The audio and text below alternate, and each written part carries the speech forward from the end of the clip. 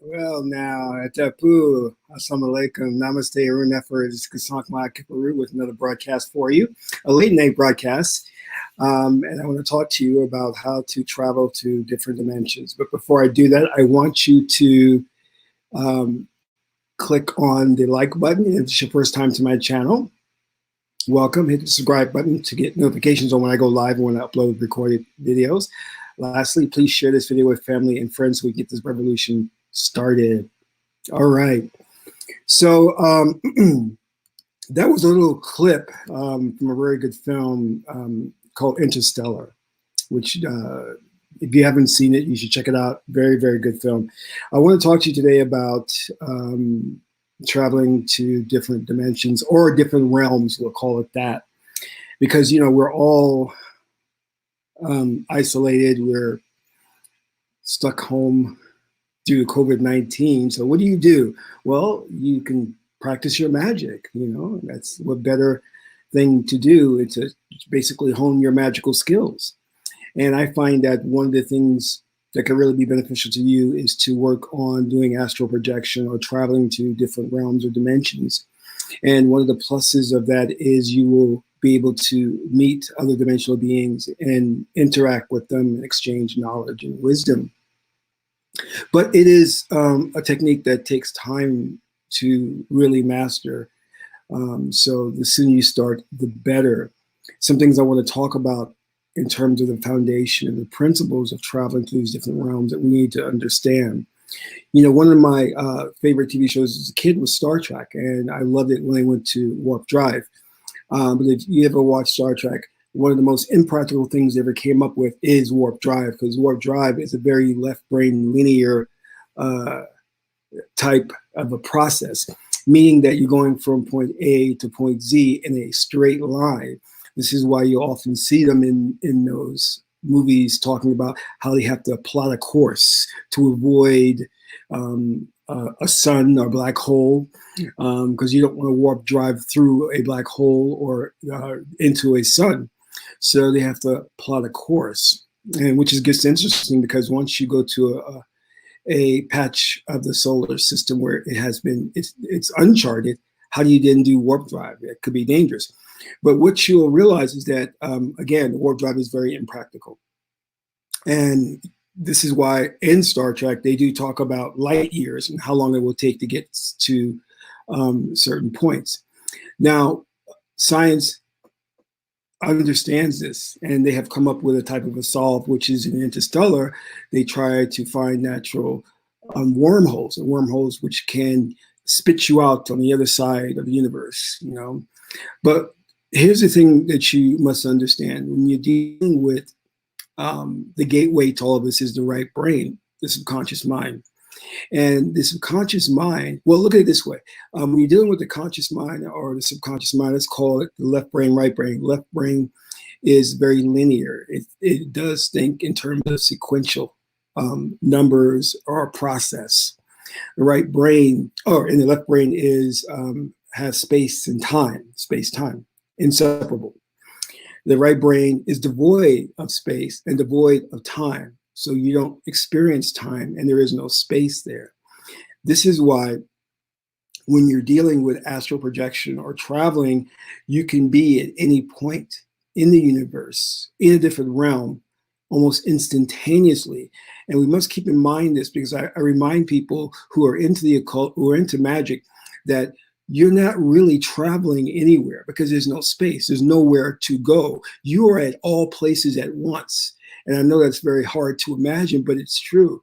When you start getting into the realm of the right brain, the subconscious mind, which is a stargate, it allows you to be at any point, because one principle of consciousness is that it doesn't exist in any point, fixed point in space and time.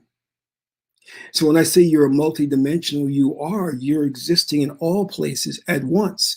Now, the reason people mistakenly think that they're traveling, because they're really just shifting their focus. Their Haru aspect. Haru is your focus. You're shifting your focus from one realm to another realm. That's all you're really doing. So you're not traveling. So I really hate to read these books that teach you how to astral project, and they're teaching you to fly here, fly there. You're not doing that. You're not really flying anywhere. It's an instantaneous thing. And in fact, in 5D, the minute fifth dimension, the minute you think of something, it appears, because there's no lag in time. Whereas the left brain, the waking state, there is time. So that when you are working your magic or let's say the law of attraction or reality transurfing or the secret, whatever you want to call it, when you're trying to manifest something, it takes time, because that's the realm we're in. We're in the realm of time and space-time, inseparable. So but the great thing about the 5D or the right brain is that you don't have to worry about how long something will take for you to get from point A to point Z. It's immediate. It's instantaneous. So keep that in mind. And in fact, they use in Interstellar, they use the analogy of, let me get a pen here, where you would start out at one fixed point. Oh, here it is. Point A and then Z, right? A and Z here. Traditional method is to go on that straight line. That's linear thinking. That's how limited the left brain is in terms of thinking. But in Interstellar, they talk about folding space and time. So when you have this, you're actually folding it so that you're there instantaneously. But here's the thing, right? Which you must understand.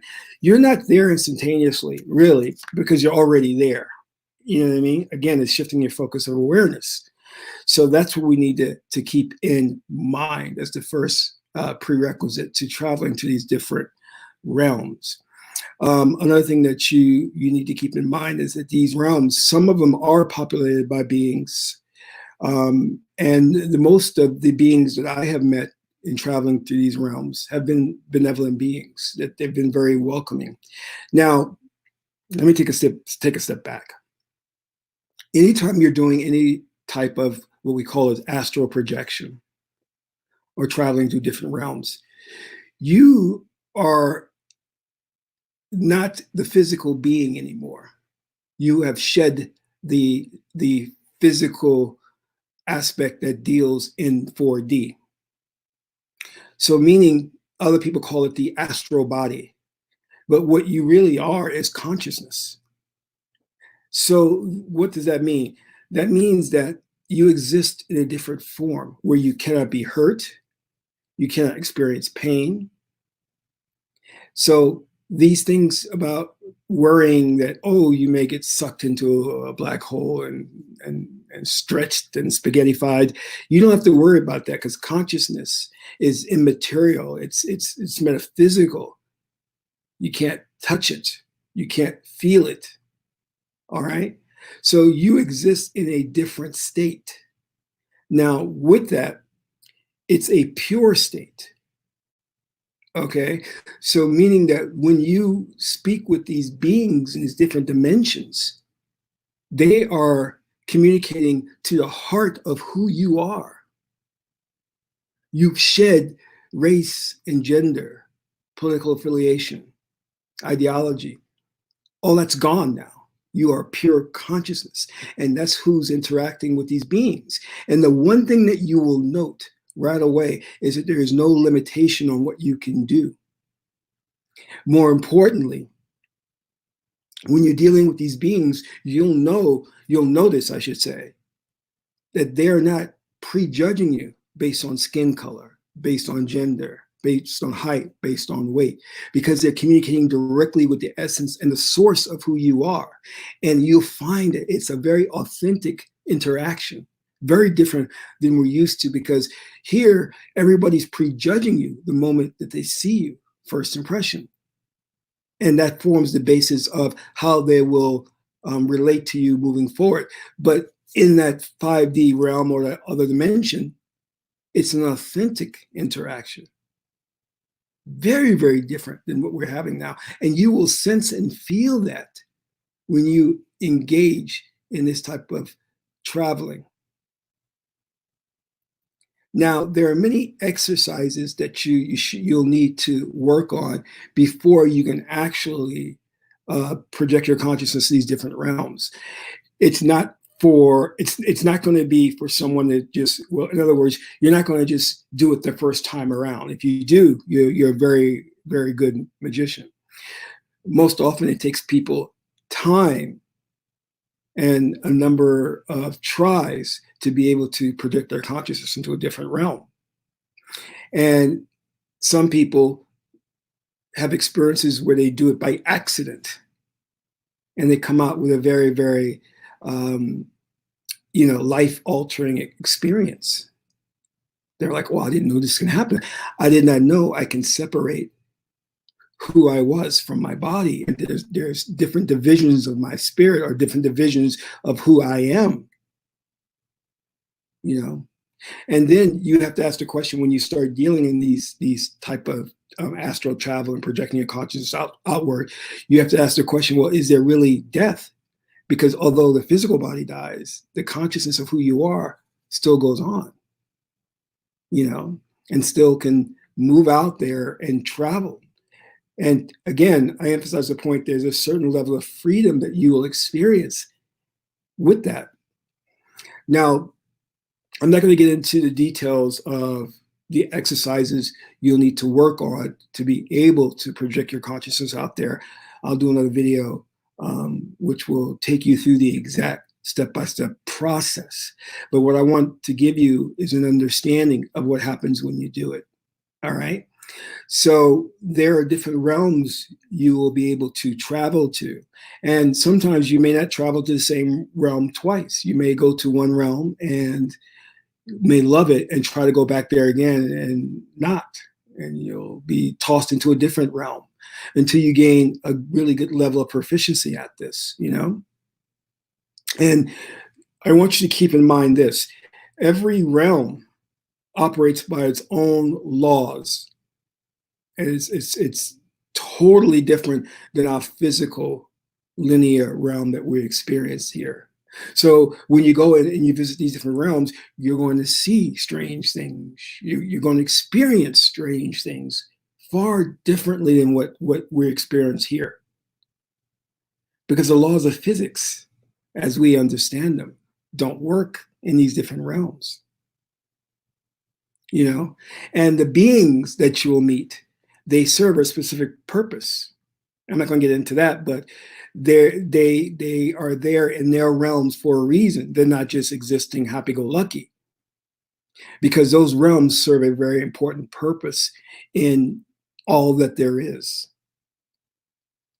and maintaining all that there is. Everything serves a purpose. Everything serves a function.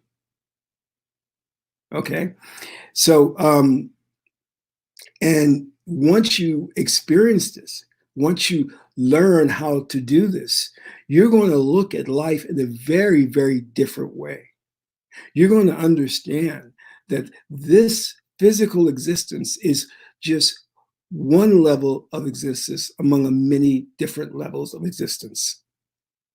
Because you have been fooled by the dominant society into believing that this linear space-time realm is all that there is. And that you have been fooled into believing that there are no other beings out there because we're at the top of the totem pole. No, no, no, no. There are many different entities and beings out there doing their own thing, not concerned with you. And just because you may not be aware of their existence doesn't mean that they don't exist. You understand? See, we have been fooled by very ignorant, clever individuals. And what I mean by that is you have to understand the academic circle, these so-called scholars. When they came along, all they could think about was concrete thinking out of the left brain. And they created their institutions and they created their inner circles. And everything to them was about linear space-time, the physical, the concrete.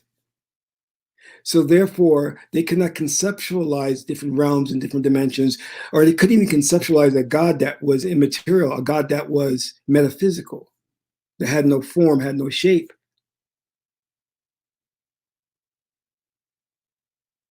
In fact, when they just look at what they try to do when they look for life on other planets, they look for physical life. They look for concrete life, carbon-based life forms. But who said life is limited to that level of existence? There are beings out there, example, light beings that are made up of just energy. But they're not looking for them because they can't conceptualize that. That's too difficult for their left brain way of thinking. So these very limited individuals created the learning institutions we see today. And what they told you is that all that there is what you can see, feel, hear, and taste. And nothing exists outside of that. That's the epitome of ignorance. Meanwhile, in Africa, in China, in India, our ancestors were pioneers of the metaphysical, the occult, the esoteric.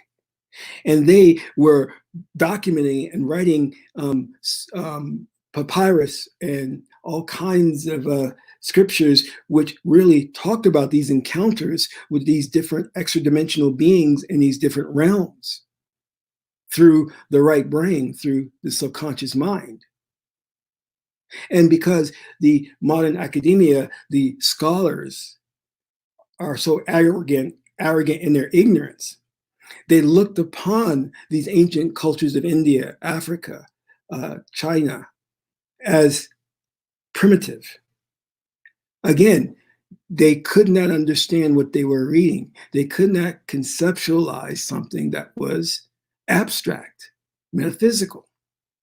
So that when our ancestors were documenting in the papyrus about these different realms that had their own physics or laws in and of themselves, that violated the very notion of reality that these so-called scholars created. And because part of the left brain is the acquisition of power and hierarchy. So they thought they were the epitome or the height of intelligence. And they themselves put themselves on the level of gods. So anybody that came with something that contradicted their view of the world, of the universe, was ostracized, was persecuted. This is why Native Americans were burned at the stake. This is why the masses of African Americans on the planet were enslaved. Because the European mindset could not understand whole brain thinking, could not understand metaphysical principles. It is only now, recently, where they're starting to embrace these ideas.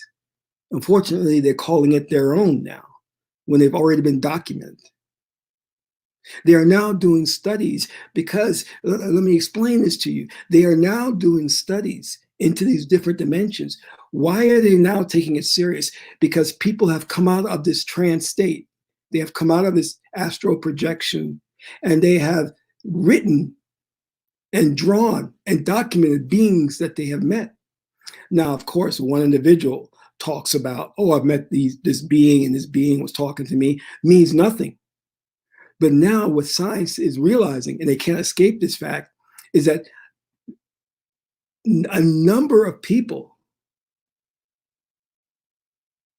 have given witness and testimony to meeting certain beings.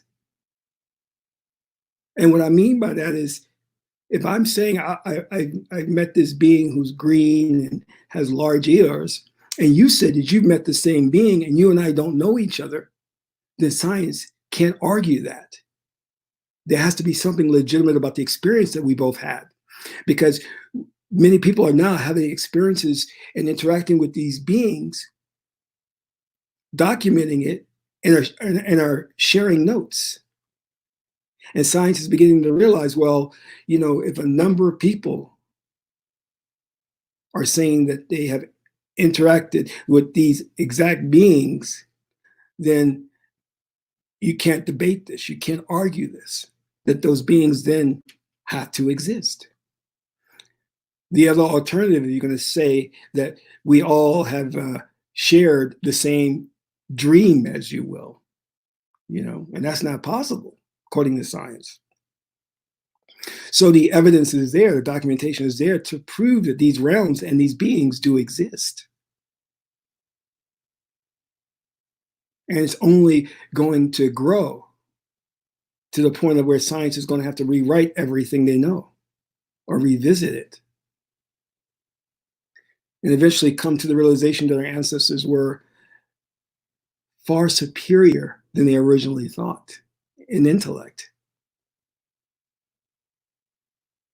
Now, most people who have this experience, they usually get involved in DMT or ayahuasca, but you don't have to do that. Again, as I said, by going through a series of exercises, you can easily start to astral project to these different realms without the help of any medicine or any herbs. And it's also very addictive, to be honest with you, because once you start traveling and you go to these unusual worlds, you're going to want to go back. You're going to want to experience them. And then you're going to realize that in your truest form, your true essence, which is consciousness, that you're going to love that feeling. Because let me explain this part to you. That's the most wonderful thing. When you're in that form and you're traveling to different realms, there is no racism, there is no sexism, there is no limitations of the body. You're going to feel a sense of freedom unparalleled in your life. You're going to feel as if nothing can hold you back and limit you from what you can accomplish. Because here you're limited. You're limited economically, you're limited socially, educationally. But in that essence of who you are and in those realms, there's no limitation. And you're going to feel it. You're going to see it. And when you're interacting with these beings, you're not going to fear it because you know you can't be harmed. And you're not going to meet any malevolent beings because you're only going to interact with beings on your same vibrational frequency. That's why when you perform the exercises and do the astral projection, you're not going to be able to control it right away, and you will immediately travel to a dimension that's in alignment with your vibration.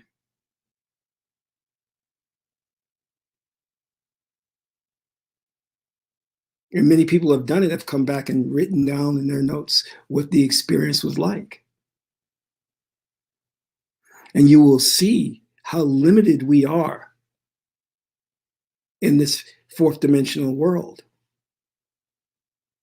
And it's rather pathetic and rather sad that the so-called scholars and men of note and prestige have limited the world, limited the progress of the world because of their own limited thinking. These individuals are small men with a big complex. They know it's a Napoleon complex. They know they're small men, but they have to act as if they're big men.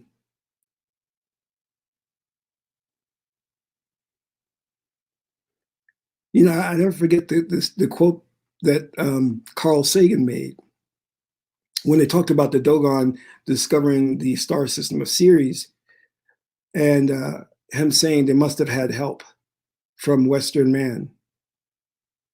And I was just like, for one thing, it was a very racist statement. Another thing is they cannot admit that the way they're looking at the world is all wrong. They refuse to admit that.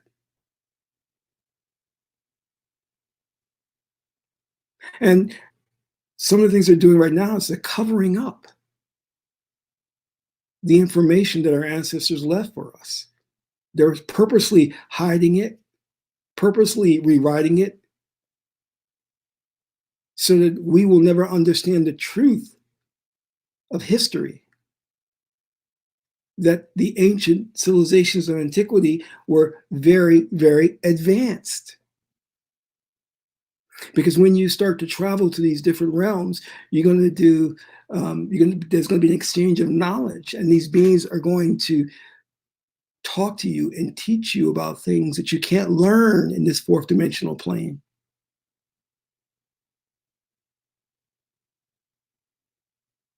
And if the masses of us started doing that, then that's going to change everything in this world. And this is what those so-called scholars they're afraid of, because they won't be able to keep a foot, they won't be able to control information, control knowledge.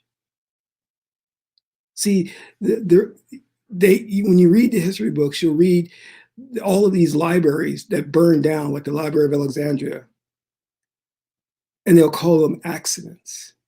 Those were pre-planned. They burned those libraries to keep the information from the masses of people. Meanwhile, they kept specific papyrus and books for themselves.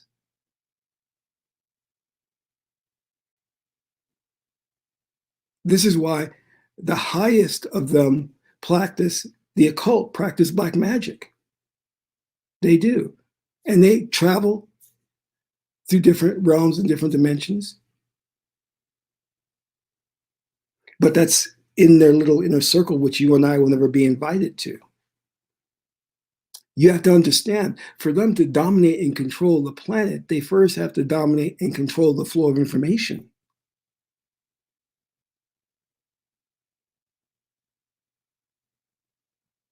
They're not going to allow the real secrets of the universe, the real information that reveals what's going on in our existence, to be in the hands of the masses of the people. They're not going to allow that.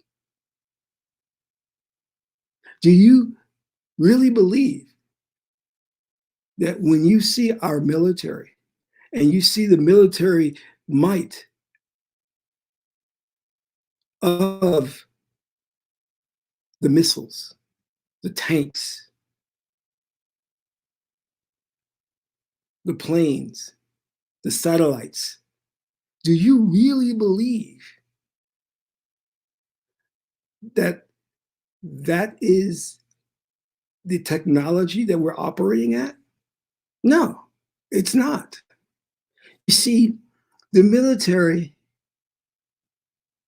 has very, very advanced weaponry that you'll never see. Now, if World War III broke out, then they would unveil it. You would start to see that they have lasers, machines that could teleport you, other advanced weapons. But see, they covet that information. They covet those weapons and they hide them away because they don't want you to know how advanced our military really is. And that part of it is understandable because you play a game of poker, you don't reveal your hand, you bluff. But I'm saying that because I want you to understand that what you're learning in this modern education system is nothing compared to the real knowledge that they have, that those in the 1% in the inner circle have. They would never allow you to get access to the true knowledge and wisdom that would reveal the fact that we're living in the matrix. It's a fabricated reality. And that it's one realm among many realms that you can experience if you so choose.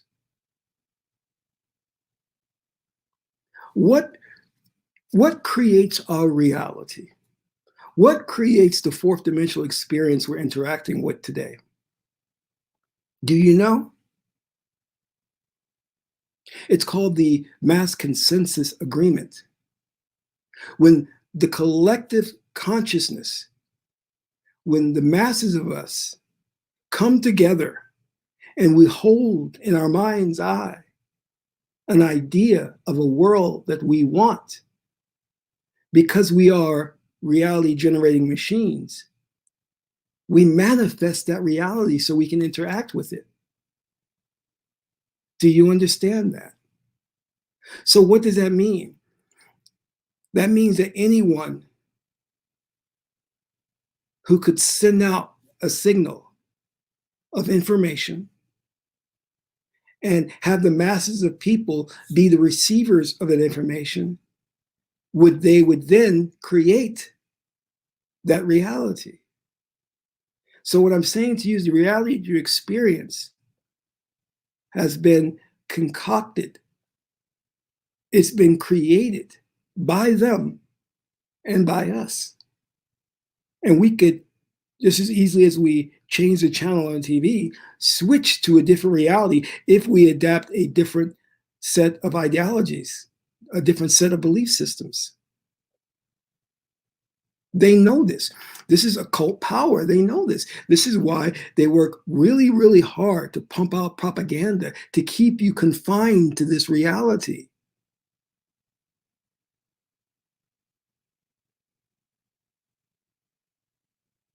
Their greatest fear is someone coming along who the masses of people will believe. And that person awakens them to the fact that we don't have to buy into this reality. We can experience a different reality if we so choose.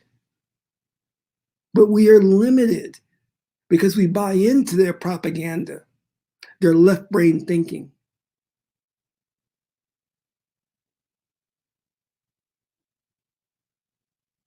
You have the masses of people right now following these phony gurus on the internet. And when you ask them, well, how do we solve the problem of racism? How do we solve the problems of war, hunger, poverty? They don't understand the problem, so they can never give you an adequate solution. But if you ask me, I'll tell you what the problem is. We are fixed on left brain thinking, which has created a world, a living hell on earth. And it's been purposely designed so that we only use our left brain. They have created it so that our view of reality is skewed, and they want to keep us there.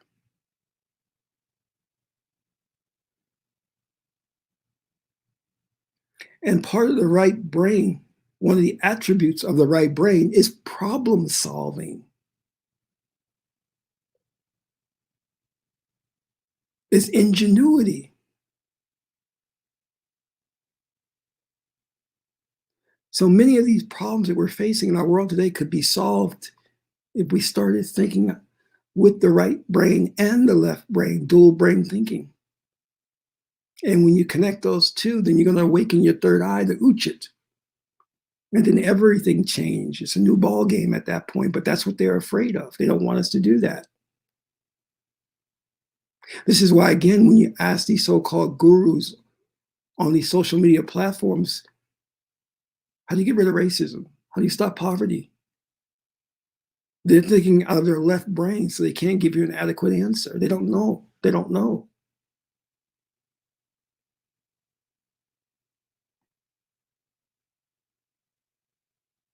And what I'm telling you is this: when you start to travel, so-called travel, to these different realms and interact with these different beings, you're going to see life differently. You're going to have a different perspective on everything.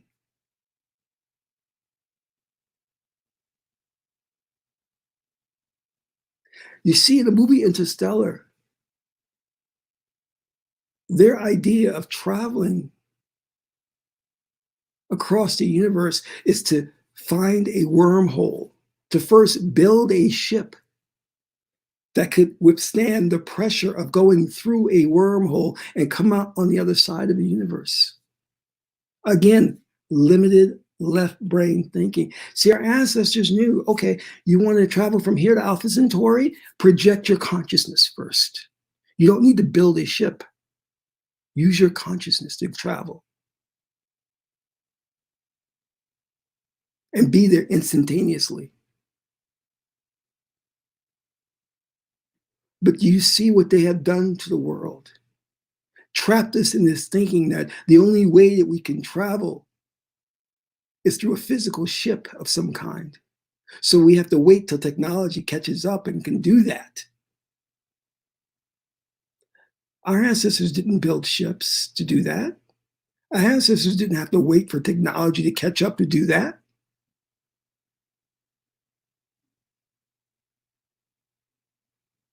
They just merely projected their consciousness there. Go to Kemet or read the scriptures or the hymns. Read the Egyptian Book of the Dead, the Por Hemeru, the book of coming forth by day and by night. When you read these works, you will see how they talk about these beings, they talk about these realms. But the Egyptologists will say this: oh, those are just stories they made up. Those are just stories. They're allegories. Oh, really? Oh, really? Because they're arrogant. They don't know how to admit they don't know. And they're definitely afraid of sitting at the foot of the sage when the sage is a person of color. They won't do that.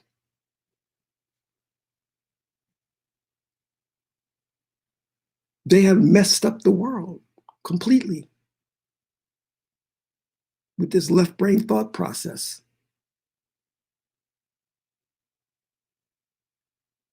We could have produced geniuses by now. We could have explored everything in the solar system by now. If our civilizations had been allowed to continue from antiquity, think of where we would be at today, how advanced we would be. But those cultures and those civilizations were purposely destroyed.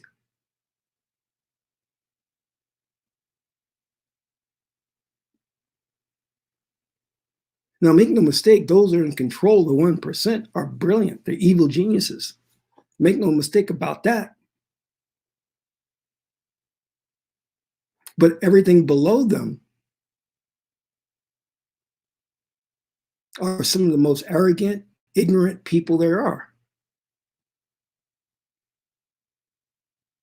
And it's our job and our responsibility to expose them for what they are. And to do that, we first have to not go along with this society. We have to say that, no, you guys don't have it right. You have it all backwards. I'm not going to go along with this. That who I am is consciousness. I hear this talk, make sure you're using the correct pros when you refer to him or her, or, make sure that when you address a transgender person, you make sure you address them correctly. I don't need to address them correctly because I know who they are. They are consciousness. They're not the physical body. I'm not going to play your left brain game. See, the left brain also is very good at names, definitions, labels. That's what it does. Hence, now you have a society that tells you there are what? 90 genders? What kind of crap is that? That's the left brain gone crazy. Because the left brain split hairs.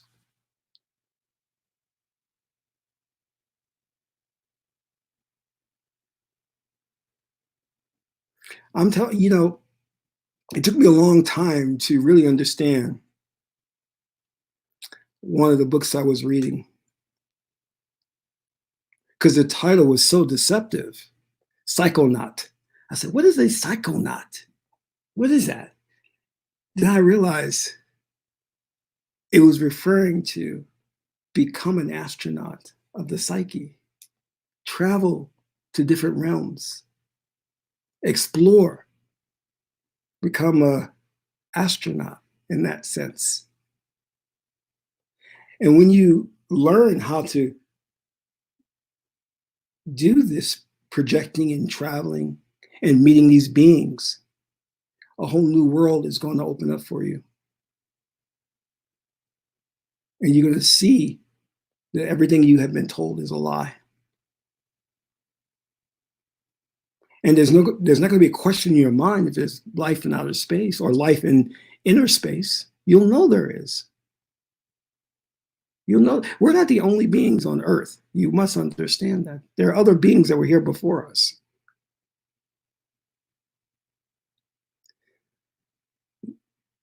So with that, I want to bring this to a close. I want to thank the Magi's for jumping in here to have this late night discussion. But I wanted to give you something to do while we're under this forced isolation for COVID-19. And this is something you can start working on right away. And just remember this, that what you're learning, what you're being given today, pales in comparison to the wealth and knowledge that our ancestors possessed. And they're ready, willing, and able to pass more information on to you. You just have to take a step in that right direction. And then a whole new world will open for you. This is Kasark Ma Kaparu, son of Ma and Tehuti. Ma'at is a beautiful goddess, Heteru. Until my next broadcast, I'm in Ra.